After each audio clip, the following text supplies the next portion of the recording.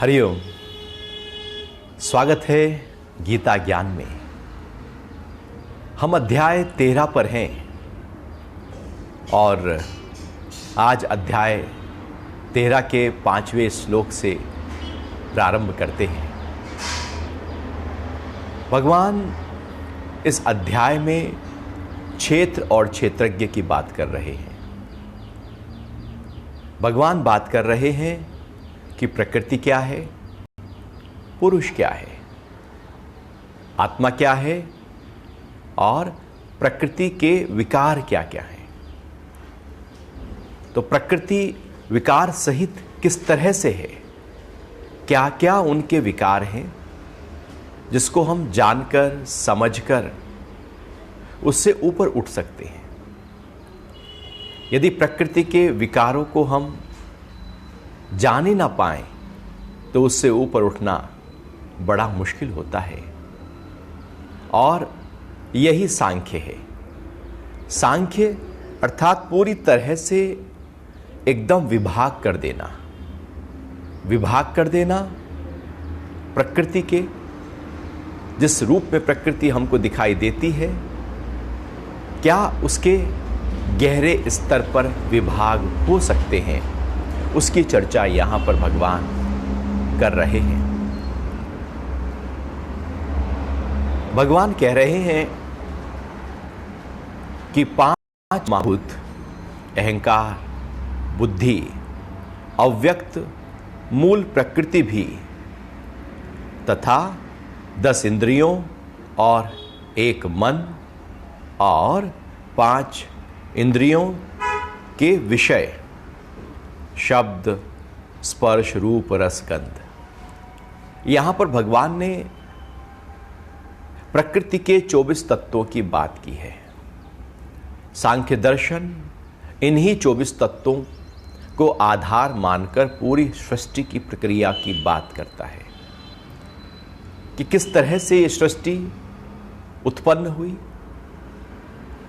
किस तरह से जब कुछ भी नहीं था उससे सब कुछ हो गया। तो वेदों का एक वाक्य आता है कि एको हम बहुश्याम, मैं एक हूं और अनेक रूपों में प्रकट हो जाऊं। जैसे ही यह संकल्प परमपिता परमात्मा के अंतरतम में उभरा, उसी समय पूरी की पूरी प्रकृति में एक विक्षोभ हो गया। अर्थात सत, रज, तम, ये जो 3 गुण हैं, इन 3 गुणों की एक साम्यावस्था, इक्वल रेशो में जब ये 3 गुण होते हैं तो प्रलय है। और जब इनमें विक्षोभ हो जाता है, एक गुण दूसरे को दबाने लगता है, एक ऊपर नीचे गुण होने लगते हैं, तब सृष्टि का आरंभ होता है। तो जैसे ही संकल्प हुआ तो सत्व, रज, तम, जो 3 गुण मूल प्रकृति में पहले से ही विद्यमान थे, उनमें विक्षोभ उत्पन्न हो गया। और विक्षोभ के होते ही क्या हुआ कि सबसे पहला जो विकार उत्पन्न हुआ उस प्रकृति से, वो था महत तत्व। महत कहते हैं बुद्धि को। एक बुद्धि जो हमारे भीतर है, एक कॉस्मिक इंटेलिजेंस है जो पूरे ब्रह्मांड में बुद्धि है। वो कॉस्मिक इंटेलिजेंस ही पूरे ब्रह्मांड को व्यवस्था दे रही है। सब कुछ अपनी धुरी पर घूम रहे हैं, सब कुछ व्यवस्थित तरीके से चल रहा है। वो कैसे चल रहा है? कॉस्मिक इंटेलिजेंस के माध्यम से पूरा ब्रह्मांड, पूरा यूनिवर्स एक व्यवस्थित तरीके से आगे बढ़ रहा है। तो जो यूनिवर्स का इंटेलिजेंस है, जो बुद्धि है, उसको महत कहा जाता है।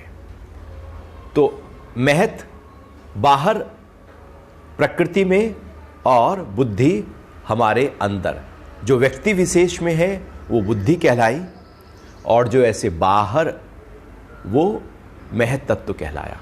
तो सबसे पहले कॉस्मिक इंटेलिजेंस प्रकृति से, मूल प्रकृति से उत्पन्न हुई। क्योंकि जब तक बुद्धि उत्पन्न ना हो तब तक सारी व्यवस्था कैसे हो सकती है? बुद्धि ही तो है आधार कि किस तरह से कार्य आगे करना है। वो जो महत तत्व है उसी से फिर अहंकार उत्पन्न हुआ, क्योंकि महत तत्व को जो लगा कि किस तरह से इस पूरे ब्रह्मांड को, यूनिवर्स को व्यवस्था देनी है, उसने आगे अपने विकारों को उत्पन्न करना उसी अनुसार शुरू कर दिया। जैसे एक कंपनी होती है और आप कंपनी को फॉर्म करते हैं तो आप एक सीईओ को अपॉइंट करते हैं, फिर सीईओ कहता है कि भैया मुझे इस तरह की टीम चाहिए, इस तरह के लोग चाहिए, तो फिर वो उसी तरह के लोग को हायर करता है जिससे वो कंपनी पूरी तरह से सही प्रकार से चल पड़े। इसी तरह से पूरे ब्रह्मांड को व्यवस्था देनी थी। विक्षोभ हुआ, कॉस्मिक इंटेलिजेंस प्रकट हुई, महत तत्व प्रकट हुआ और आगे पूरे तत्व उसी के आधार पर उत्पन्न होने शुरू हो गए। जैसे व्यक्ति के अंदर भी जो वैल्यू है, जो कीमत है, बुद्धि की तो है। शरीर की कीमत ज्यादा थोड़ी होती है, मन की कीमत नहीं, बुद्धि की कीमत है। बुद्धिमान व्यक्ति हर क्षेत्र में आगे बढ़ जाता है। जिसकी बुद्धि उतनी कुशाग्र, उतनी सूक्ष्म, उतनी कुशल नहीं है, वो अपने क्षेत्र पे आगे नहीं बढ़ सकता। वो एक सीमा तक रुक जाएगा, उसके बाद वो आगे नहीं बढ़ सकता। आगे बढ़ने के लिए बुद्धि की कुशलता, कुशाग्रता का होना बहुत जरूरी है। तो भगवान कह रहे हैं कि 5वें श्लोक में कि 24 तत्वों से पूरी प्रकृति का निर्माण हुआ। पहला था मूल प्रकृति, उससे महत तत्व बना, महत से अहंकार बना। क्योंकि अहंकार चाहिए, ईगो चाहिए। एक व्यवस्था देने के लिए किसी भी चीज को अहंकार की बहुत जरूरत होती है। जैसे ये हमारा शरीर है, अब यदि अहंकार ही ना हो इसमें, तो आप कैसे कहेंगे कि ये आपका शरीर है, आपका ये घर है, आपके ये संबंधी है, आपका ये नाम है? वो अहंकार ही एक अपने आप में व्यक्ति को अनोखापन देता है, एक अलग आइडेंटिटी देता है। यदि अहंकार ना हो तो सेपरेट आइडेंटिटी हो नहीं सकती। तो पेड़ हो, पौधे हो, मूल आधार अहंकार सबके अंदर है ही है। हम भी साधना में कहते हैं कि अहंकार बहुत है, अहंकार को खत्म करो। अहंकार कभी खत्म नहीं हो सकता। अहंकार को खत्म किया जा ही नहीं सकता, क्योंकि वो तो आधार में है। यदि वो खत्म हो गया तो फिर इसका मतलब है कि पूरी प्रकृति डिसॉल्व हो गई, वो तो फाउंडेशन है उसकी। तो अहंकार को चैनलाइज किया जा सकता है, उसकी एनर्जी को और बेहतर ऊर्ध्वगामी किया जा सकता है। जो मैं हूं उसमें मैं ही तो हूं, एक विशालता दी जा सकती है, लेकिन अहंकार जरूरी है। इसी अहंकार के कारण से हम अपनी सुरक्षा करते हैं, रक्षा करते हैं। अहंकार मिला है अपनी रक्षा कर लेने के लिए। यदि आपको ये पता ही नहीं कि आपका शरीर है तो शरीर की रक्षा कैसे करोगे? हम दिन भर अपनी सुरक्षा में, हमारी इंद्रियां सिक्योरिटी गार्ड की तरह सुरक्षा में रहती हैं अहंकार के आधार पर। मन में भी अपने वालों के लिए भाव रहता है अहंकार के आधार पर। बुद्धि भी अपने हिसाब से निर्णय लेती है अहंकार के आधार पर। अहंकार फाउंडेशन में बहुत जरूरी है। जब बिखर जाए तो रोग बन जाता है। वो तो कोई भी चीज हो, जब बिखर जाए तो फिर वो चाकू अपने में बहुत अच्छा है, सब्जी काट रहा है, फल काट रहा है, अंगुली काटने लगे तो खराब है। दवाई अपने में बहुत अच्छी है, लेकिन उसकी अति हो जाए तो खराब है। किसी भी चीज का जब प्रयोग गलत होने लगे तो वो चीज खराब हो जाती है। वस्तु खराब नहीं होती, उसका प्रयोग खराब होता है। अहंकार तो बहुत ही आवश्यक था, लेकिन हमने उसका गलत प्रयोग और केवल अहंकार का ही प्रयोग किया, जिसके कारण से वो विकृत हो जाता है। तो मूल रूप से अहंकार है ही है। उसके बाद अहंकार से 5 ज्ञानेंद्रियां, 5 कर्मेंद्रियां और एक मन उत्पन्न हुआ। 5 ज्ञानेंद्रियां जिनसे हम ज्ञान प्राप्त करते हैं। बाहर से ज्ञान जब हमारे अंदर जाता है तो उसको ज्ञानेंद्रिय कहते हैं। कौन कौन से हैं ऐसे टूल हमारे पास में कि जिनसे हम बाहर से ज्ञान लें? तो जैसे आंखें हैं, आंख बाहर से रूप देखती हैं। कान है, बाहर का शब्द सुनता है। नाक बाहर से गंध लेती है, जीभ बाहर से स्वाद लेती है, त्वचा बाहर से अनुभव, ठंडा, गरम, मुलायम या कठोर या नोकीला, ये सब अनुभव, ये सारे ज्ञान, इनको ज्ञानेंद्रिय कहा जाता है, जिसमें आँख, नाक, कान, जीभ और त्वचा, ये 5 ज्ञानेंद्रियां हैं।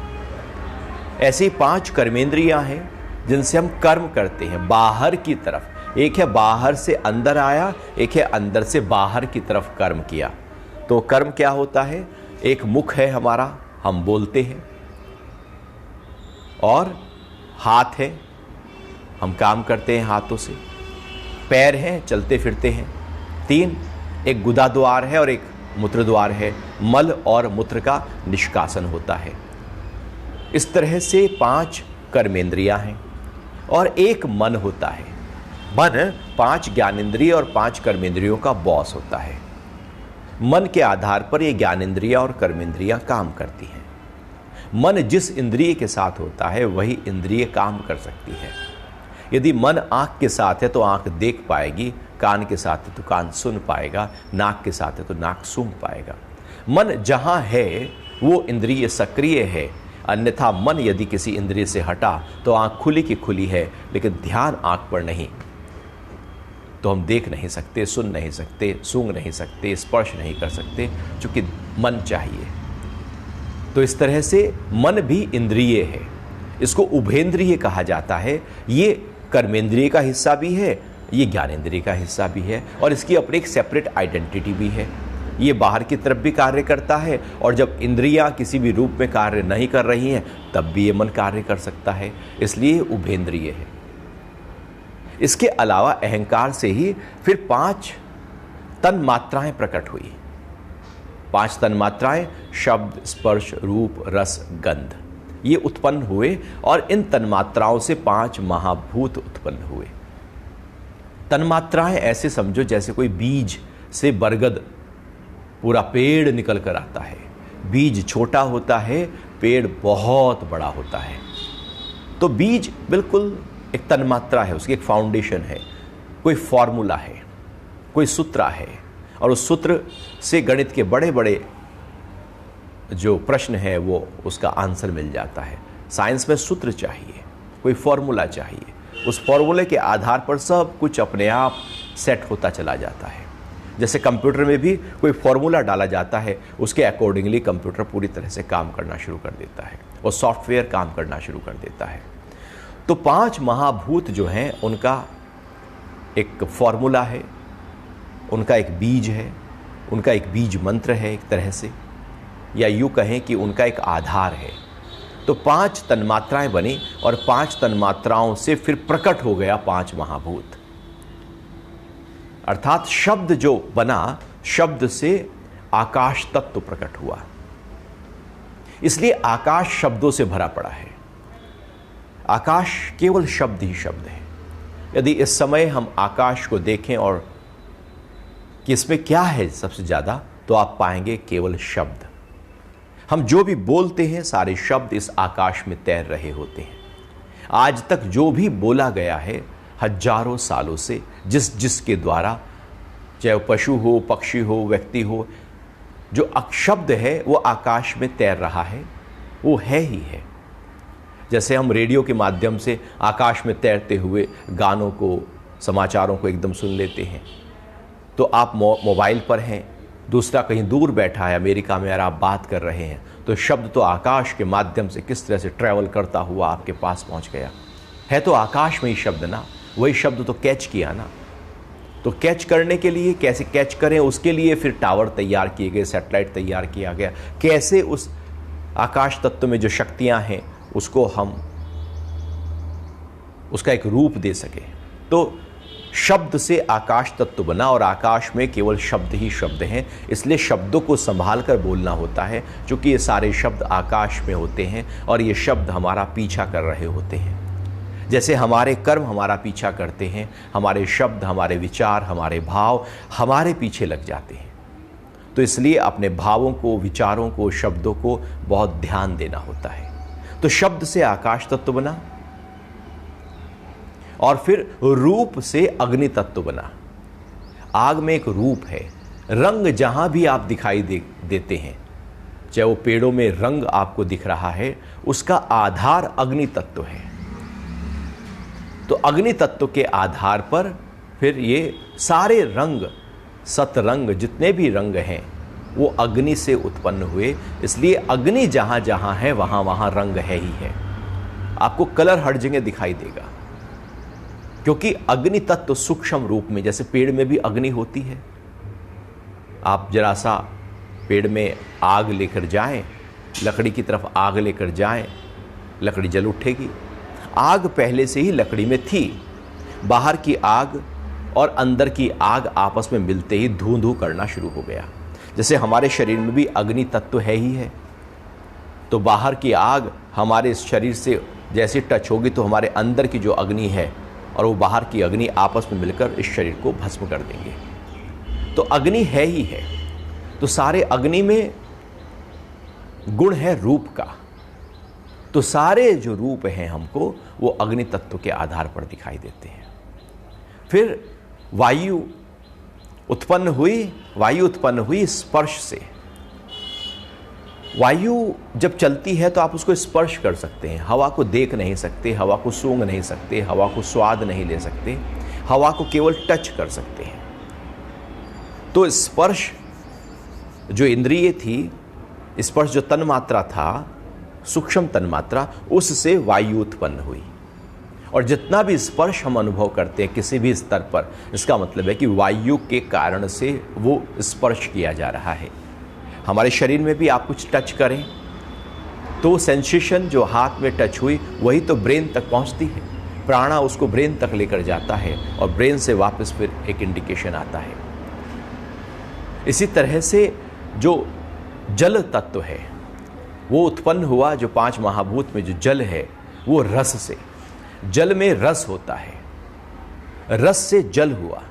तो आप जो भी रस अनुभव कर सकते हैं जीभ के माध्यम से, वो जल के कारण से रस उत्पन्न होता है। भोजन का जितना भी रस, जो भी खाद्य पदार्थों का रस, सब्जी में रस, फलों में रस, सब में जल तत्व विद्यमान होता है। उसके कारण से रस आपको अनुभव होता है। रूखा सूखा, यदि कोई बादाम भी आप बिल्कुल सॉलिड खा रहे हैं, जल तत्व वहाँ भी सूक्ष्म रूप में विद्यमान होता है, वही वो रस दे सकता है। तो जो रस है सारे वो जल तत्व उससे बना।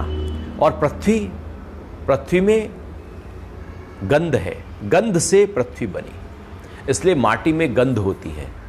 धरती से जो भी उपजता है उसमें गंध होती है। फूल, पेड़ जितने भी हैं सब में गंध है। क्योंकि वो सब बदबू भी आपको आएगी, तो यदि आपने कूड़ा इकट्ठा किया, वो कूड़ा आया कहाँ से? धरती से ही तो उत्पन्न हुआ। हवा ने थोड़ी उत्पन्न कर दिया, आकाश ने थोड़ी उत्पन्न कर दिया, अग्नि ने उत्पन्न थोड़ी किया। वो पहले से ही धरती ने उत्पन्न किया था। तो अभी वो फूल सुगंधी दे रहा था, उसके बाद धरती से हटते ही अब वो दुर्गंध देने लगता है। तो सुगंध और दुर्गंध ये धरती से उत्पन्न होते हैं। अर्थात धरती से गंध तत्व या गंध से पृथ्वी तत्व पैदा हुआ और पृथ्वी में गंध है। तो इस तरह से 5 तन्मात्राएं, फिर उनसे 5 महाभूत। अब इनको यदि हम कुल मिलाकर देखें तो पहला है प्रकृति, मूल प्रकृति, फिर अहंकार, महत्तत्व, उसके बाद में मूल प्रकृति, महत्तत्व, अहंकार, फिर 5 ज्ञानेंद्रियां, 5 कर्मेंद्रियां और 1 मन, 11 वो। तो 11 और 3 14 है। 5 तन्मात्राएं और 5 महाभूत, 14 और 10 24। इस तरह से 24 तत्व हैं पूरी सृष्टि की रचना में। एक आत्म तत्व होता है, आत्मा जिसको पुरुष कहा जाता है, तो उसे मिलाकर 25 तत्व हो जाते हैं। और इसके अलावा एक और तत्व माना गया है जिसको ईश्वर कहा जाता है। योग शास्त्रों में ईश्वर का जो वर्णन है, गीता में जो ईश्वर का वर्णन है, इस तरह से कुल 26 तत्वों के आधार पर यह पूरी सृष्टि का निर्माण होता है। तो इस श्लोक में भगवान ने कहा 5 महाभूत, अहंकार, बुद्धि, अव्यक्त मूल प्रकृति भी, तथा 10 इंद्रियों और 1 मन और 5 इंद्रियों के विषय। इस तरह से 24 तत्व हैं। फिर आगे कह रहे हैं अध्याय 13 के 6ठे श्लोक में, इच्छा, द्वेष, सुख, दुख, स्थूल देह का पिंड यानी शरीर, चेतना और धृति, वह संक्षेप में विकारों सहित क्षेत्र कहा जाता है। अब ये जो क्षेत्र और क्षेत्रज्ञ की बात भगवान ने कही, अभी जो 24 तत्वों की बात हमने की, ये सब क्षेत्र है।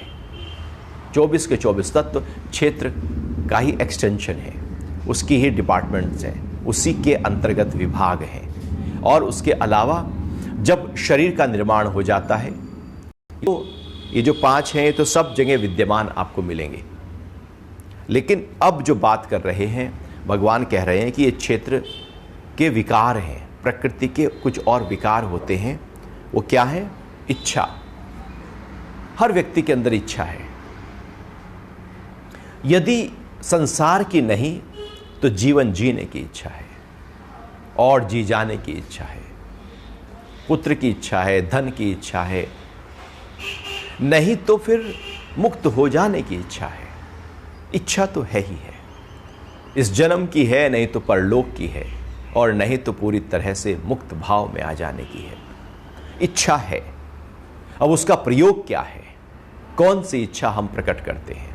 केवल संसार, केवल धन, केवल पद, केवल कीर्ति की इच्छा हमारे अंदर लगातार दौड़ती रहती है, या हम मुक्ति की इच्छा भी करते हैं, अपने स्वरूप को जानने की इच्छा भी करते हैं, आनंद में, शांति में, प्रसन्नता में रहने की इच्छा भी करते हैं, या हम तनाव और क्रोध और झल्लाहट, ये क्या है? ये इच्छा के सारे विकार हैं। गलत तरीके से इच्छा जब कर ली जाती है और वो पूरी नहीं होती। जैसे गलत तरीके से आप कोई डिवाइस है, इलेक्ट्रॉनिक डिवाइस है, उसको आप ऑन ऑफ कर रहे हैं और आपको पता ही नहीं है उसका जो रिमोट है किस तरह से फंक्शन करता है, आप गलत दबाए जा रहे हैं, तो खराब हो जाएगा सिस्टम, क्योंकि आपको पता नहीं है कि उसकी मशीनरी किस तरह से कार्य करती है। इच्छा भी कुछ ऐसे ही थी, जो बहुत ही ऊंचे स्तर के लिए थी, जो एक व्यवस्था देने के लिए थी, उसको हमने अपने हिसाब से चलाना शुरू कर दिया, और वही इच्छा अब हमारे ऊपर भार बन गई, और इच्छा के कारण से दुख पैदा हो गए। जब इच्छा व्यवस्थित थी तो शरीर को स्वस्थ करने की इच्छा भी तो इच्छा ही है कि सुबह को उठेंगे, वॉक करेंगे, योग करेंगे, प्राणायाम करेंगे, ध्यान के लिए बैठेंगे, अच्छा सात्विक भोजन करेंगे, अच्छा बोलेंगे, अच्छा व्यवहार करेंगे, कर्म भी हमारे बहुत ऊंचे स्तर पर होंगे, रात को सही समय पर सो जाएंगे। एक इच्छा है, एक शुभ इच्छा है, और एक अशुभ इच्छाएं होती हैं, तो जहाँ पर पूरी तरह से हम अपने शरीर को बीमार कर रहे होते हैं, ध्यान ही नहीं देते। इतनी लापरवाही कि शरीर के स्वास्थ्य को नज़रअंदाज करते हुए केवल बाहर के कामों में हम अपने आप को उलझा देते हैं, और फिर वो बाहर के काम शरीर पर ही आकर अटैक करना शुरू कर देते हैं, क्योंकि इच्छा को सही प्रकार से हमने ध्यान नहीं दिया। धन को कमाने में इतना हम लग जाते हैं कि जो तन है, जो स्वास्थ्य है, उसको नज़रअंदाज कर देते हैं। और ऐसे ही अक्सर होता है, आपको लगे कि काम है ज़्यादा, उससे धन आएगा, तो आप लग जाते हैं उस काम को घंटों करते हुए, और नतीजा होता क्या है? शरीर पर उसका प्रभाव आने लगता है। तो इच्छा हम कुछ भी कर सकते हैं। हम धन कमाने की, स्वास्थ्य को बिगाड़ते हुए धन कमाने की इच्छा कर सकते हैं, हम परिवार पर ध्यान ना दे धन कमाने की इच्छा कर सकते हैं, या हम सबको व्यवस्था करते हुए मुक्त की इच्छा कर सकते हैं। वो हमारे ऊपर है कि हम कौन सी इच्छा कर रहे हैं, लेकिन इच्छा होती है। फिर आगे कह रहे हैं द्वेष। यदि इच्छा है तो द्वेष आएगा। इच्छा है जो पूरी ना करे, द्वेष। इच्छा से द्वेष पैदा होता है। इच्छा दूसरों पर आधारित हो जाती है, क्योंकि दूसरे उसमें शामिल हो जाते हैं। क्योंकि आप अपनी इच्छा अपने आप खुद ब खुद बिना किसी के सहयोग सहायता के कैसे पूरा करेंगे? कोई ना कोई सहयोग सहायता तो चाहिए ना, किसी की चाहिए, और वो मना कर दे, उसी से द्वेष हम कर बैठेंगे। तो इच्छाएं द्वेष को जन्म देती हैं। इच्छाएं हैं तो फिर द्वेष है। और द्वेष क्या है? अलगाव की स्थिति, अपने से दूसरे को अलग देखना, दूरी करना, उससे नाराजगी का भाव, क्रोध का भाव, झल्लाहट का भाव, एक नेगेटिव तरीके से एक नज़रिया बना लेना दूसरे के लिए, और उसी के आधार पर सारे झगड़े, सारी दुश्मनी, सारा अलगाव खड़ा हो जाता है। और ये द्वेष ऐसा नहीं कि किसी में नहीं है, सब में है। किसी ने द्वेष को प्रेम में पूरी तरह से उसका रूपांतरण कर लिया है, ट्रांसफॉर्म कर दिया है। एनर्जी तो द्वेष की है ही है, लेकिन ट्रांसफॉर्म की जा सकती है। साधनाएं, स्पिरिचुअल प्रैक्टिसेस वही ट्रांसफॉर्म करने की एक पूरी तरह से प्रोसेस, एक प्रक्रिया है। फिर यदि द्वेष है, इच्छा है, तो फिर सुख और दुख भी प्रकट हो जाएगा। क्योंकि जो इच्छा पूरी हो गई उससे सुख आ गया, और जो पूरी नहीं उससे दुख आ गया। फिर आगे भगवान कह रहे हैं कि सुख और दुख क्या है। सुख और दुख, ख इंद्रियों को कहते हैं, सु कहते हैं जो अच्छा लगता है, दु कहते हैं जो नहीं लगता। जो इंद्रियों को अच्छा लगता है वो सुख, जो इंद्रियों को बुरा लगता है वो दुख। तो सुख और दुख इंद्रियों के आधार पर खड़ा रहता है। आंख को जो रूप अच्छा लगता है, आंख के लिए वो सुख। कान को जो शब्द अच्छा लगता है, कान के लिए वो सुख। हो सकता है किसी का रूप आंख को अच्छा लगता हो, लेकिन उसके शब्द कान को अच्छे ना लगते हो, तो आंख के लिए वो सुख है और कान के लिए वो दुख है। भोजन हो सकता है कि वो सामने बहुत अच्छा दिख रहा है देखने में, आंख के लिए वो सुख हो सकता है, लेकिन जब आप उसे खाने लगते हैं तो वो शायद अब जीभ के लिए सुख ना हो, क्योंकि वो नमक तेज है, उसमें मिर्च बहुत तेज है। तो आंख को जो प्रिय लग रहा था, एक इंद्रिय के स्तर पर सुख था, दूसरी इंद्रिय के स्तर पर वो दुख होने लगता है। तो सुख और दुख इंद्रियों के आधार पर ही रहते हैं। तो जब हम इच्छाओं में जाते हैं और इच्छाएं पूरी होने लगती हैं, तो हमें सुख की अनुभूति होती है। सुख क्या है? इच्छाओं का पूरा हो जाना ही सुख है, और इच्छा का पूरा ना होना ही दुख है। सुख और दुख कहीं बाहर नहीं बने। आप प्रकृति में ढूंढने जाओ कहाँ सुख है भाई, तो आपको मिलेगा नहीं। कहाँ दुख है प्रकृति में, आप ढूंढो, पूरे संसार को ढूंढ मारो, आपको दुख कहीं नहीं मिलेगा। यदि दुख आपके मन में ना हो तो बाहर मिल नहीं सकता। लेकिन यदि मन में है दुख, तो आप कहीं भी बैठे हो, आप महल में बैठे हो, आप वहीं दुख खोज लोगे। दुख तो मन की उपज है। इंद्रियों के आधार पर सुख दुख होता है, क्योंकि इच्छाओं की पूर्ति या न पूर्ति होने पर यह सुख और दुख प्रकट होते हैं। फिर आगे कह रहे हैं स्थूल देह का पिंड और ये शरीर। तो शरीर के अंदर इच्छाएं हैं, द्वेष है, सुख और दुख है, और ये जो शरीर है, और इसके अलावा चेतना है। चेतना जिससे सब चलता है। मुर्दे में इच्छा नहीं होती, मुर्दे में कोई सुख दुख नहीं होता, क्योंकि वहां पर चेतना नहीं होती। वो चेतना ने इस पूरे शरीर को, पूरी व्यवस्था को, इंद्रियों को, मन को, बुद्धि को, अहंकार को और इनसे उत्पन्न होने वाले इच्छा, द्वेष और सुख दुख को इकट्ठा किया हुआ है। नहीं तो ये बिखर जाए पूरी तरह से।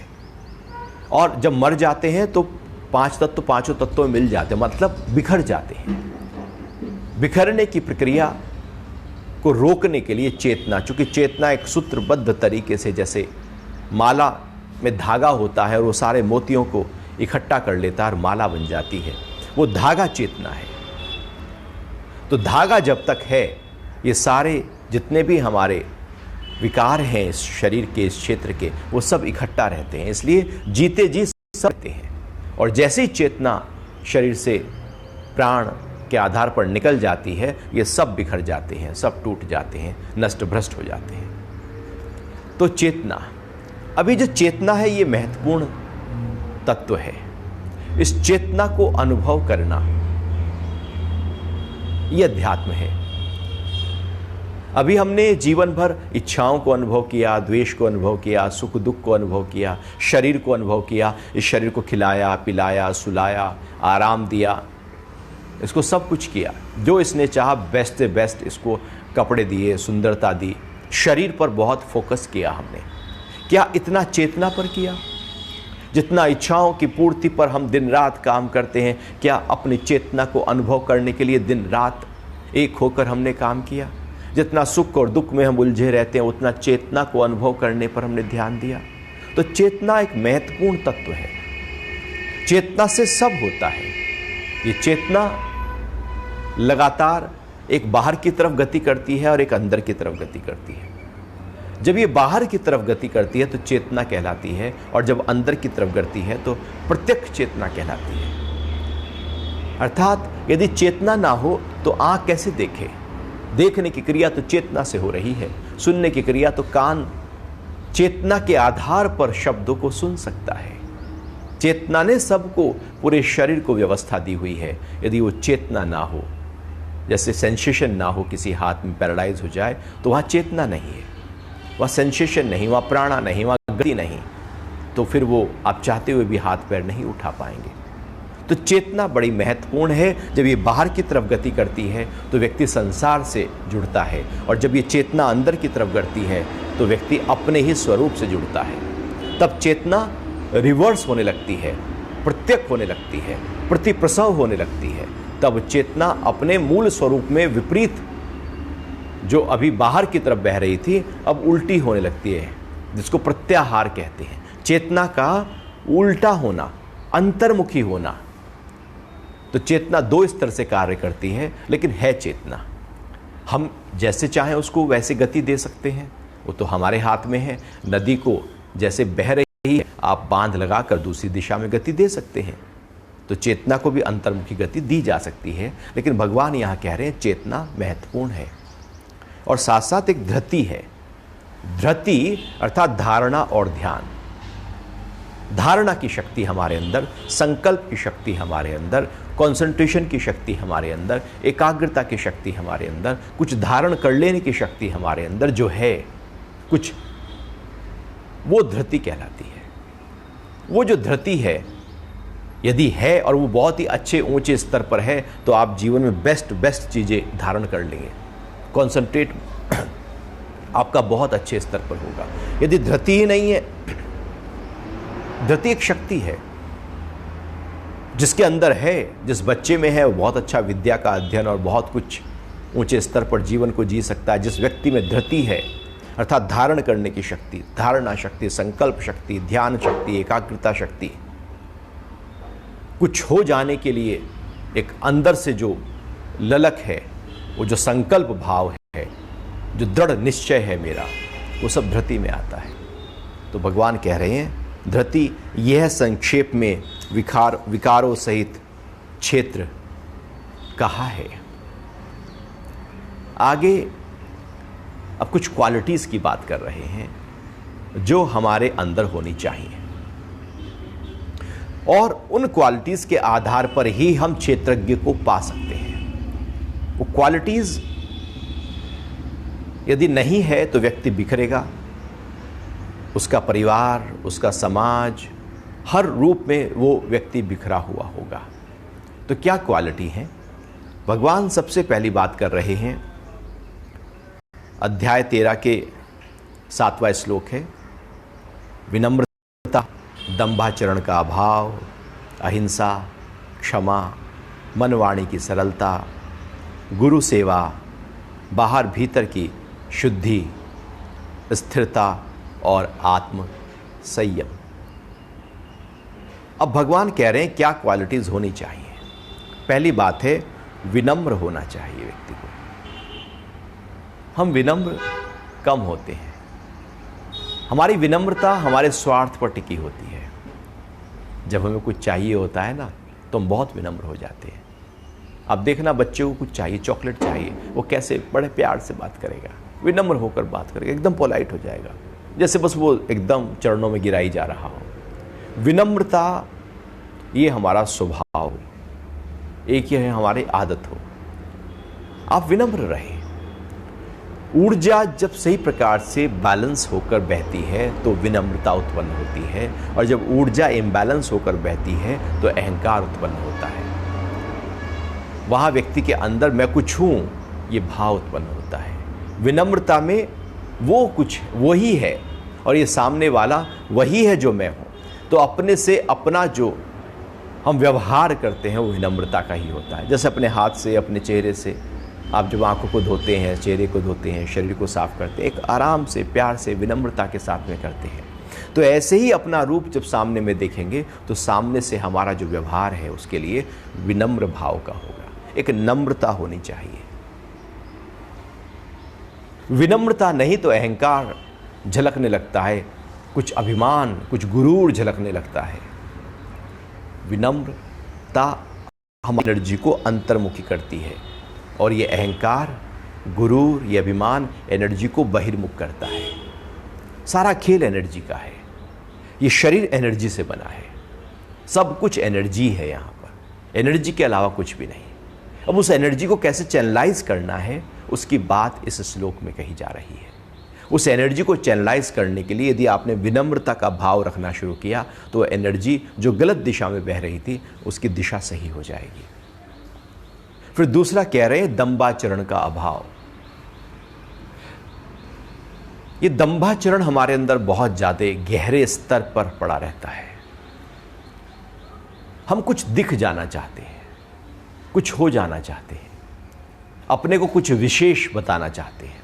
मैं कुछ हूं, मैंने कुछ किया है, और उसके कारण से हम बहुत कुछ मुखौटे लगा लेते हैं। दंभाचरण मतलब एक पाखंड की स्थिति, जो नहीं है वो दिखाने की प्रक्रिया। और इसी कारण से वो क्यों करते हैं? जिससे लोग प्रभावित हो जाएं। दंभाचरण अपने लिए थोड़ी होता है, वो तो लोगों के लिए होता है। कैसे लोगों को मैं प्रभावित कर सकूं, लाभान्वित कर सकूं, नहीं। कैसे लोगों को लाभ पहुंचा सकूं, बिल्कुल नहीं। दंभाचरण में मैं कैसे विशेष हो जाऊं लोगों से। दंभाचरण में व्यक्ति अपने आप को अलग कर लेता है, मूल धारा से अलग कर लेता है दंभाचरण के कारण से। और वो दंभाचरण वो धर्म के आधार पर व्यक्ति कर सकता है, वो कर्म के आधार पर कर सकता है, वो पहनावे के आधार पर कर सकता है। वो कुछ ना कुछ कर रहा होता है जिससे कुछ वो विशेष हो जाना चाहता है। चाहे वो कपड़े अपने रंग लेगा, बदल लेगा, उसका स्टाइल चेंज कर लेगा, जिससे वो विशेष एक दंभाचरण हो जाए। वास्तविकता में जो है एक सामान्यतया, उसको हटकर हम कुछ करना चाहते हैं। अंदर हमारे अंदर वो दुम्भी और पाखंडी का भाव पड़ा हुआ है। वो जो दंभाचरण है वो जीवन के हर स्तर पर चलता रहता है। कहाँ हम जो अंदर हैं वो बाहर कहाँ जीते हैं। हम तो विशेष हो जाना चाहते हैं।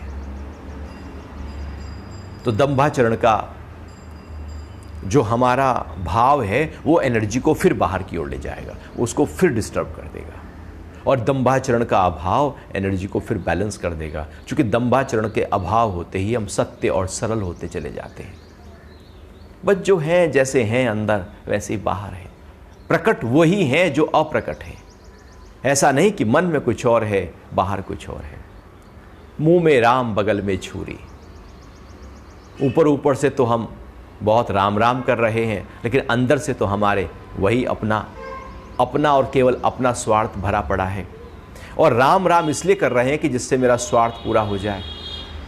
मेरे अपने स्वार्थ के लिए जब हम कुछ बाहर दूसरा कृत्य करते हैं जिससे लोग कहें अरे भैया कितना अच्छा कृत्य कर रहे हो, लेकिन उसके पीछे कारण कुछ और है, वो है दंभाचरण। विपरीत दिशाओं में एक साथ बह जाना। तो जो है वो आप अपने आप को पूरी तरह से भूल चुके होंगे, क्योंकि हम परसोना में चले गए, हम पाखंड में आ गए, हम मुकुटे में आ गए, हम बाहर कुछ बनने लगे।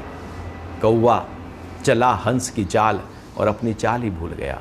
दंभाचरण यही है कौवे का कि वो हंस की तरह से चलना शुरू कर रहा है। वो कौवा है, कौवे की तरह रहे, अपने ही धर्म में रहे, वो धर्म ना बदले। दंभाचरण में हम धर्म बदल लेते हैं, या यूँ कहें कि जो हम हैं उससे हटकर कुछ हो जाना, कुछ दिख जाना चाहते हैं, वो दंभाचरण है। भगवान कह रहे हैं दंभाचरण का अभाव हो। फिर अहिंसा। अहिंसा का मतलब है बस अपने अंदर प्रेम का भाव सबके लिए जब हमारे अंदर उपज जाए तो उसे अहिंसा कहते हैं। किसी भी प्राणी को हमारे द्वारा कष्ट ना पहुंचे, बिल्कुल भी कष्ट ना पहुंचे, मेरे शब्दों से ना पहुंचे, ना उसके बारे में मैं मन में कोई क्रोध लेकर आऊं, द्वेष लेकर आऊं, कोई घृणा का भाव लेकर आऊं, किसी तरह से कोई भी विकृति किसी के लिए लेकर ना आऊं। और ना कर्म में किसी को मैं किसी तरह से भी अपने कर्मों के माध्यम से कष्ट ना पहुंचाऊं। मेरे से कोई भी जीवधारी प्राणी हलचल में रत्ती भर भी न आए, उसको अहिंसा कहते हैं। किसी को भी छोटे से छोटे स्तर पर भी कष्ट ना पहुंचे। इसलिए कहते हैं कि वो ऋषियों के जिन्होंने अहिंसा व्रत का पालन कर लेते थे, उनके आश्रम में शेर और बकरी एक साथ पानी पिया करते थे। क्योंकि अहिंसा जैसे ही अंदर प्रकट होती है, दूर दूर तक एक वाइब्रेशंस, एक ऑरा आ जाता है, और अहिंसा की जो प्रतिष्ठा है वो जब हो जाती है तो सारे धर्म अर्थात व्यक्ति के अंदर समाहित हो जाते हैं। अहिंसा का भाव प्रेम पैदा करता है, प्रेम अहिंसा पैदा करती है। लेकिन सामान्यतया व्यक्ति को देखो तो उसके अंदर तो हिंसा भरी है। वो दूसरे को दबाना चाहता है, मलना चाहता है, नीचा दिखाना चाहता है, कोसना चाहता है, कुछ शब्द देना चाहता है, निंदा करना चाहता है, उसको मार देना चाहता है, उसका नुकसान कर देना चाहता है, उसको हानि पहुंचाना चाहता है, किसी ना किसी रूप में उसका बुरा हो जाए ये कर लेना चाहता है। आप देखना किसी ना किसी रूप में, यदि हमारे अंदर क्रोध है तो इसका मतलब हिंसा उत्पन्न हो गई ना। वो हिंसा हमारी पूरी एनर्जी को बिल्कुल तरह से बिखेर रही है। वो हिंसा हमारे अंदर उबाल दे रही है, रक्त के चाप को वो पूरी तरह से अव्यवस्थित कर रही है, मस्तिष्क की जो तरंगे हैं उनको फिर प्रभाव डालकर उनको हिला रही है। हर स्तर पर शरीर में हिंसा के माध्यम से पॉइजन पैदा हो जाता है।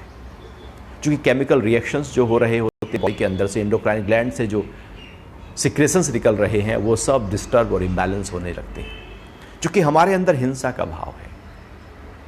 हम अपने लिए, अपने वालों के लिए तो फिर भी किसी ना किसी रूप में आप ढक लेंगे, लेकिन बाहर कोई आपको जरा सी आंख दिखाए तो आप बदल कर 4 आंख दिखाना शुरू कर देते हो। घर में भी कोई आपको कुछ थोड़ा सा बोल दे तो आप वहाँ पे तड़क भड़क जाते हो, क्योंकि हिंसा अंदर पड़ी है। और ये मानव में पड़ी ही है, ये मानव में क्या सब में पड़ी है। हर जीवधारी प्राणी में हिंसा है ही है। वो अपनी जान बचाने के लिए दूसरे को मार देना चाहता है, दबा देना चाहता है, और इसी कारण से एनर्जी पूरी तरह से डिस्टर्ब हो जाती है। तो अध्यात्म में कहा जाता है कि आप शाकाहार बने। मांसाहार में हिंसा हो रही है। हिंसा एक ऐसी हिंसा कि जिसको मारा गया है, जिसको हम खा रहे हैं। आप देखें कि वो मरे हुए जीवधारी प्राणी को जिसको हम खाते हैं वो आपके सामने डाल दिया जाए तो आप काफ़ी देर तक उसको देख नहीं सकते। इतना क्रूरता होती है वहाँ पर। जो जानवर मर रहा होता है वो सारे के सारे उसके अंदर घृणा और सारा भय उसके अंदर तैर गया, और फिर वो जब वो भोजन करता है वो हिंसा का भाव प्रकट हो जाता है। जो नॉनवेज खाते हैं उनके अंदर हिंसा का भाव होता ही होता है। उनका क्रोध ज़्यादा होगा, झल्लाहट ज़्यादा होगी, उद्विग्नता ज़्यादा होगी, चिड़चिड़ापन ज़्यादा होगा, लड़ने मरने को आतुर होंगे, किसी को कुछ नहीं समझेंगे, क्योंकि अपने शरीर में उन्होंने हिंसा के भाव को पूरी तरह से बढ़ा लिया। और जैसा खाए अन्न वैसा हो जाए मन। जब हिंसा का भाव हमने भोजन के माध्यम से भी हमने किया तो मन पर भी उसका वही प्रभाव आना शुरू हो गया। तो अहिंसा हमारी एनर्जी को चैनलाइज करने के लिए बड़ी जरूरी है। फिर क्षमा का भाव। क्षमा, गलती हो गई, गलती की, द्वेष ना करो, क्षमा करते चले जाओ। हम क्षमा करते नहीं, हम पकड़ के बैठ जाते हैं। उसने मेरे साथ ऐसा किया था, भाई ने वैसा किया था, माँ ने ऐसा किया था, बाप ने ऐसा किया था, बच्चों ने ऐसा किया था, मित्र ने ऐसा किया था। हम पकड़ लेते हैं बातों को। हम रिलैक्स नहीं होना चाहते, हम फ्री फ्लो नहीं बहना चाहते, हम कहीं पकड़े हुए, जकड़े हुए। जैसे किसी के मस्तिष्क में जब आप देखना किसी को आप क्षमा नहीं कर पा रहे हैं तो आपने मस्तिष्क में बहुत कुछ जकड़न वहाँ पर इकट्ठा हो जाती है, चूँकि पकड़ा हुआ है। द्वेष को पकड़ कर ही हम अपने आप को मतलब परेशान करते रहते हैं, और क्षमा नहीं। क्षमा एक रिलीज़ है, जैसे ताला खोल दिया हो, एक फ्री फ्लो हो गया हो कोई एनर्जी, तो क्षमा करते ही एनर्जी पूरी बॉडी की फ्री फ्लो होने लगती है। फिर आगे कह रहे हैं मन वाणी की सरलता। मन में भी सरलता हो और वाणी में भी सरलता हो। हमारी वाणी में सरलता यदि आ जाए तो व्यक्ति पूरी तरह से बदल जाए। वाणी में हमारी कटुता है, कांटों की तरह है, कभी तलवार की तरह काम करती है, कभी कैंची की तरह काम करती है, कभी चाकू की तरह काम करती है। ये घाव ही देती रहती है दूसरों को। वाणी सरलता के लिए थी, मधुरता के लिए थी, संगीत के लिए थी, प्रेम के लिए थी, ज्ञान के लिए थी, एक दूसरे के हाव भाव को जानने के लिए थी। लेकिन इसको हमने पूरी तरह से इसका दुरुपयोग कर दिया, और दुरुपयोग करके इसकी जो सरलता, कोमलता, मधुरता, सौम्यता थी वो सारी खत्म कर दी। और इसमें कलुषिता आ गई, इसमें द्वेष आ गया, इसमें घृणा आ गई, इसमें अहंकार उतर गया, इसमें काम, क्रोध, लोभ, मोह, राग, द्वेष, वो सारे उतार दिए हमने वाणी में। और आप देखना, आप जो भी बोलते हैं उसके पीछे कहीं ना कहीं कोई ना कोई विकार तैर रहा होता है। विकार रहित वाणी हो तो सरल हो सकती है। अभी तो कोई ना कोई विकार, काम, क्रोध, लोभ, मोह वाणी में तैर रहे होते हैं, इसलिए वाणी कटुल हो जाती है। और वो जो कुटिल वाणी है वो कभी भी ना तो व्यक्ति को आराम देती है और ना जो सुनता है उसको आराम देती है। इसलिए मन और वाणी की सरलता की बात भगवान कर रहे हैं। और आगे कहते हैं गुरु सेवा। गुरु के वचनों को चलना गुरु सेवा है। जो गुरु ने कहा बस उस पर उसको फॉलो करना। गुरु सेवा का मतलब केवल पैर दबाना नहीं होता। गुरु मतलब वो ऊर्जा, वो शक्ति जो आपको ऊंचाई पर लेकर जा रही है। गुरु जो मतलब जो प्रकाश की तरफ लेकर जा रहा है, जब आप उसी प्रकाश की तरफ जाने की प्रक्रिया में लगातार लगे हुए हैं, उसको गुरु सेवा कहते हैं। कि आप अपने आप को अंतर्मुखी करके और ऊर्ध्वगामी कर रहे हैं, वही गुरु सेवा है। गुरु ने जो वचन कहे, जो साधना कही, जो तपस्या कही, जिस तरह से गृहस्थी, परिवार, व्यापार चलाना है वो कहा और वो किया, वो गुरु सेवा है। क्योंकि गुरु दूर बैठकर जान सकते हैं, जो व्यक्ति वहीं है वो अपनी दलदल को नहीं देख सकता। इसलिए गुरु सेवा गुरु के वचनों की सेवा है, या अपने ही अंतरतम में ऊर्ध्व गति की एक यात्रा है। बाहर भीतर की शुद्धि। अब ये बाहर और भीतर की शुद्धि का होना बहुत जरूरी है। ये बाहर की शुद्धि तो हम कर लेते हैं, लेकिन भीतर की शुद्धि में कहीं हम चूक जाते हैं। इसलिए जोड़ दिया है, हम बाहर की शुद्धि को फोकस करते हैं। हम स्वच्छता अभियान केवल बाहर की शुद्धि का चला सकते हैं, लेकिन वास्तविकता में यदि अंदर शुद्ध हो गए तो बाहर तो शुद्ध हो ही जाएंगे। शुद्धता बाहर हम करने ही लगेंगे यदि अंदर शुद्धि आ गई। हमारे मन में, हमारे वचन में, हमारे कर्मों में, हमारे भाव में शुद्धि हो, हर स्तर पर शुद्धि हो, भीतर अशुद्धि ना हो। जैसे शरीर में अशुद्धियां जब पनपती हैं तो बीमार हो जाता है शरीर। रोग क्या है? अशुद्धियों का जमावड़ा ही रोग है। जिस अंग में अशुद्धियां इकट्ठी हो जाती हैं, रोग पैदा हो जाता है। टॉक्सिन्स इकट्ठा हो जाते हैं, विजातीय तत्व इकट्ठा हो जाते हैं, रोग पैदा हो जाता है। प्राकृतिक चिकित्सा इसी पे ही तो टिकी है कि विजातीय तत्व जो है वो इकट्ठा हो गए हैं, अब उनको हम पंच तत्वों के माध्यम से बॉडी से रिलीज करेंगे। तो अशुद्धि जब इकट्ठा होती है तो रोग पैदा होते हैं। तो अशुद्धि ना बाहर हो ना भीतर हो, ना घर के बाहर हो। सफाई करो, घर की सफाई करो, कपड़ों की सफाई करो, रात को बिस्तर की सफाई करो, जहाँ जहाँ आप हैं शुद्धि होनी चाहिए। फिर अंदर जब आप मन के साथ हैं तो मन की सफाई, विचारों की सफाई, ख्यालों की सफाई, इच्छाओं, वासनाओं की सफाई करते जाओ। एक जैसे झाड़ू हाथ में है ही है, और लगातार हम भीतर बाहर की शुद्धि करते जा रहे हैं। जैसे ही शुद्ध होंगे तभी तो तैयार होंगे उस ऊंची चेतना को अनुभव करने के लिए, उस चेतना को प्रत्यक्ष चेतना बना देने के लिए। यदि पहला ही स्टेप बाहर भीतर की शुद्धि नहीं की तो अशुद्ध में उस चेतना का अनुभव कैसे होगा? आप जब मूर्ति की स्थापना करते हैं, प्राण प्रतिष्ठा करते हैं, तो पहले शुद्ध करते हैं ना। सुबह को भी पहले शुद्ध करते हैं ना, पहले सफाई करते हैं ना। तो सफाई महत्वपूर्ण है, तभी आप बहुत ऊंची स्थिति को पा सकते हैं। इसलिए घर की रोज़ सफाई की जाती है, जिससे घर में दिन भर अच्छे कार्य हों। पूजा पाठ में पहले सफाई करते हैं, शुद्धि करते हैं। ओम अपवित्र पवित्र वा सर्वावस्थांग विवाह मंत्र बोलकर पानी छिड़क कर एक शुद्धि करते हैं। हर स्तर पर शुद्धि चाहिए। यदि भीतर बाहर की शुद्धि हो गई तो अंतर्मुखी यात्रा का प्रारंभ हो सकता है। और फिर आगे कह रहे हैं स्थिरता और आत्मसंयम, एक स्टेबिलिटी हो व्यक्ति की पर्सनैलिटी में। हमारे अंदर इस अस्थिरता है। शरीर के स्तर पर भी हाथ पैर हिलते रहते हैं, आंखें हिलती रहती हैं। आपको कहा जाए 5 मिनट बैठ जाओ स्थिर होकर, मुश्किल हो जाएगा। कहाँ बैठ पाते हैं? कभी मक्खी आएगी, कभी मच्छर आएगा, कभी खा जाएगी, कभी कुछ ना कुछ फड़कन होगी, उसी समय शरीर आप हिला लोगे। स्टेबिलिटी, स्थिरता नहीं है। इसलिए हटियों के ग्रंथों में कहा है कुर्याद आसनम स्थैर्यम आरोग्यम च। इस आसन करने से स्थिरता आती है, आरोग्यता आती है और अंगों में हल्कापन आता है, स्थिरता देता है। तो ये स्थिरता तन की हो, इंद्रियों की हो, मन की हो, बुद्धि की हो, हर स्तर पर एक स्टेबिलिटी हमारे अंदर होनी चाहिए। जब मन अस्त व्यस्त हो जाता है तो व्यक्ति पागल होने लगता है, बुद्धि में अस्त व्यस्त हो जाता है तो संशय आने लगते हैं, अहंकार में अस्त व्यस्त हो जाए, हर स्तर पर यदि अस्थिरता है तो व्यक्तित्व का निर्माण, चरित्र का निर्माण हो नहीं सकता। वो तभी हो सकता है जब स्थिरता उत्पन्न हो। और फिर अंत में भगवान कह रहे हैं आत्मसंयम, अर्थात अपने पर कंट्रोल होना चाहिए। आप अपने मालिक हो, नौकर ना हो। इंद्रियां आपको न चलाएं, मन आपको न चलाए, बुद्धि और अहंकार आपको न चलाए। आप ड्राइवर हो, आपसे चले, आप मालिक बनकर बैठ जाए कि जब चाहूं इंद्रियों को रोक लूं, मन को रोक लूं, शरीर को स्थिर कर दूं, जब जैसा चाहूं सब कुछ, ये 24 के 24 तत्व उसी तरह से कार्य करना शुरू कर दें। ये आत्मसंयम है, अर्थात अपने पर कंट्रोल कर लेना।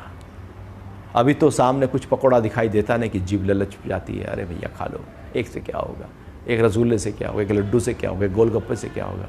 हमारी जीभ ललचती रहती है, आंखें ललचती रहती हैं, कान शब्दों को सुनने में ललचते रहते हैं। आत्मसंयम हमारा कहाँ हो पाता है। इसलिए आत्मसंयम की प्रैक्टिस बहुत ज़रूरी हो जाती है। अपने को साधने के लिए आत्मसंयम चाहिए।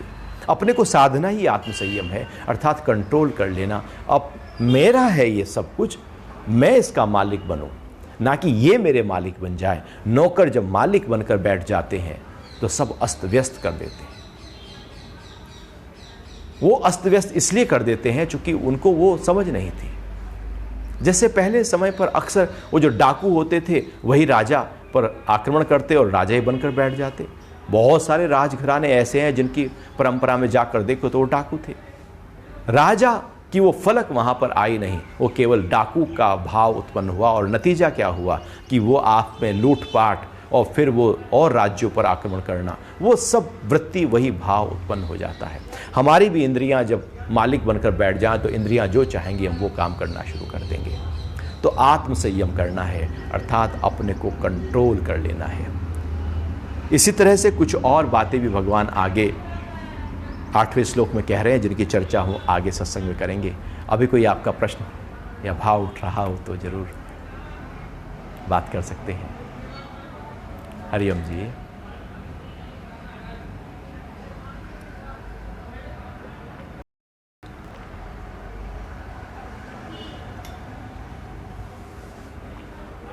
विचारों पर कैसे काबू किया जाए, कैसे नियंत्रण किया जाए। क्या करोगे विचारों पर नियंत्रण करके? विचारों को आने दो, विचारों को जाने दो, नियंत्रण करने की कोई ज़रूरत नहीं। जब तक नियंत्रण करोगे तब तक तो रहेगा नियंत्रण, उसके बाद फिर वो प्रवाह आ जाएगा। विचार तो आते रहेंगे, विचार तो जाते रहेंगे, तो मन की मैल की तरह लगातार चल रहे हैं। क्यों ना विचार से उठ जाओ, क्यों ना विचार के ही साक्षी हो जाओ, क्यों ना विचार को आने दो, जाने दो।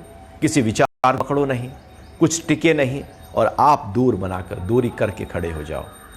विचार लगातार चलता रहेगा लेकिन आप पर उसका कोई प्रभाव नहीं पड़ेगा। जैसे नदी बह रही हो और आप उसी के पास घर बनाकर बैठ जाएं और आप देख रहे हैं घर पर उस नदी का कोई प्रभाव नहीं है, नदी साथ में बहती चली जा रही है और आप नदी के ही पास बिल्कुल मकान में बैठकर बहती हुई नदी को देख रहे हैं। ऐसे ही विचार मन में लगातार 50-60 हजार विचार एक दिन में दौड़ जाते हैं। आने दो, जाने दो, आप साक्षी हो जाओ। अध्यात्म विचारों को ठीक करने के लिए नहीं बल्कि निर्विचार हो जाने के लिए है, विचारों से ऊपर उठ जाने के लिए है, विचारों के पार हो जाने के लिए है। विकार विचार देते हैं। जब हमारे अंदर कोई काम की इच्छा हो, कोई क्रोध हो, कोई मोह हो, कोई लोभ हो, कोई राग द्वेष हो, देखो विचार आएगा, वैसा ही विचार आएगा। विकार ही विचारों को उत्पन्न करते हैं और विकार ना हो तो विचार नहीं। योग का अभ्यास, योग, ध्यान, प्राणायाम, ये हमारे विकारों से हमको ऊपर उठा देते हैं। तो जैसे ही एनर्जी चैनलाइज होने लगती है, विकार से ऊपर उठ जाती है, तो विचार भी खत्म हो जाते हैं। क्योंकि सारे विकार से ही विचार चल रहे थे, विकार ही नहीं रहा तो विचार भी नहीं रहे।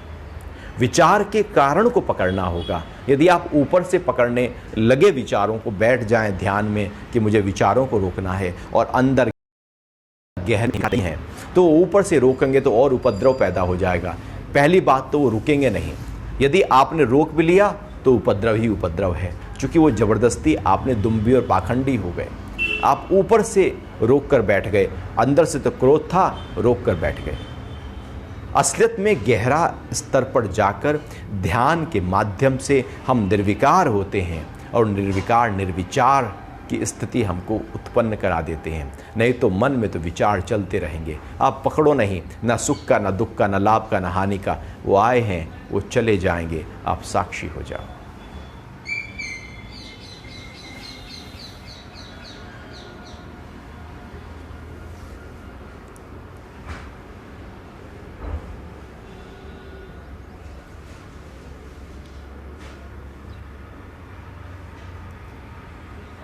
जैसे जैसे आप ध्यान की तरफ बढ़ने लगते हैं, वैसे वैसे पूरा शरीर में जो बायोलॉजिकल लेवल पर जो चेंजेस हैं, एक्चुअली जो नेगेटिव हो रहे थे वो पॉजिटिव होने शुरू हो जाते हैं। हमारे सिक्रेशंस सही प्रकार से सिस्टमेटिक होने लगते हैं। सारे एंडोक्राइन ग्लैंड सही प्रकार से कार्य करने लगते हैं। सारे सिस्टम सही प्रकार से कार्य कर रहे होते हैं। हमारे न्यूरॉन्स और हमारे जो alpha beta theta gamma delta जो वेव्स हैं, जो तरंगे हैं, वो बैलेंस होने लगती हैं। सब कुछ शरीर के स्तर पर एक व्यवस्था के साथ होने लगता है। जैसे जैसे आप ध्यान में उतरते हैं, उसकी अनुभूति आप पाते हैं कि जैसे शरीर पूरी तरह से शांत हो गया है और मन में भी एक ठहराव आ गया है। और केवल वो मन में ठहराव नहीं, कुछ ऊर्जा का अनुभव वहाँ पर हो रहा है। क्योंकि वो जो सूक्ष्म ऊर्जाएँ हैं, जिनको हम दबा कर रखते हैं कठोर ऊर्जाओं से, विकारों की ऊर्जा से, वो सूक्ष्म ऊर्जाएं कहीं दबी रहती हैं। जब हम ध्यान में उतरते हैं तो ऊपर जो हार्ड सरफेस था, उसको आप हटा देते हैं। अंदर से जो सूक्ष्म तंतु हैं, जो सूक्ष्म ऊर्जा के केंद्र हैं, वो अनुभव होने शुरू हो जाते हैं। वो पहले भी थे, ऐसे ही कि जैसे दिन भर घड़ी की आवाज़, दिन भर सेकंड की सुई की आवाज़ दिन में भी है, लेकिन रात को वो सुनाई देने लगती है। क्योंकि रेडियो एक्टिव तरंगे अब शांत हैं, सूर्य की किरणें नहीं हैं, कोलाहल नहीं है, अब पूरी तरह से शांति हो गई, तो वो सुनाई दे रही है। ऐसे ही ध्यान में भी जो सब कुछ हलचल चल रही थी, वो सब शांत कर दिया आपने ध्यान के माध्यम से। अब अंदर जो स्पंदन हो रहा है, ऊर्जा का जो स्पंदन लगातार नीचे से जो चक्रों के आधार पर हो रहा है, मूलाधार, स्वादिष्ठान, मणिपुर, अनाहत, विशुद्ध आज्ञा, सहस्रार में, फिर वो स्पंदन का अनुभव हमें होने लगता है। अर्थात हमारी जो यात्रा है ध्यान की, वो और सूक्ष्म और गहरे स्तर पर हो रही है। उसको आनंद ले। और ऐसा भी हर बार चाहकर नहीं बैठना कि वो फिर मुझे अनुभव हो। वो कभी अनुभव होगी, कभी नहीं होगी, कभी कुछ और अनुभव होगा, कभी कुछ रंग अनुभव होंगे, कभी कुछ और अनुभूतियाँ अनुभव होंगी। जो हो रहा है उसको साक्षी करके स्वीकार करते जाओ, उसको होने दो। बहुत सारे संस्कारों का नाश हो रहा होता है, हमें पता नहीं होता ध्यान में क्या चल रहा है, लेकिन बहुत कुछ वहाँ पर सूक्ष्म स्तर पर, स्थूल स्तर पर नहीं, सूक्ष्म स्तर पर बहुत कुछ कार्य शुरू हो चुका होता है। जैसे आप अनुलोम विलोम प्राणायाम बिल्कुल धीमी गति से करना शुरू करो, आप पाओगे कि आपके अंदर पूरी तरह से अंतर आ गया। आपका शरीर सिस्टम एकदम रिलैक्स हो गया, मन शांत हो गया, तनाव जो था वो दूर हो गया, ब्लड प्रेशर जो बढ़ रहा था वो एकदम कम होता चला गया, चिड़चिड़ापन दूर हो गया, गुस्सा खत्म हो गया, मन एकदम ठहरा और सरलता का भाव उसमें उत्पन्न होने लगता है। जैसे ही आप अनुलोम विलोम करना शुरू करते हो, अनुलोम विलोम करते ही ध्यान खुद ब खुद उन स्वरों के आधार पर ठहरना और एकाग्र होना शुरू हो जाता है। तो जैसे ही आप कुछ करते हो उसका एकदम प्रभाव आने लगता है। अब यदि आप उस प्रभाव को अनुभव कर पा रहे हैं तो इसका मतलब है कि आपने एकाग्रता के साथ में उस प्रभाव को अनुभव किया है, उस पर ध्यान दिया है। तो अच्छा है, आप चरे वहती आप चलते रहो, बढ़ते रहो। हरि ओम।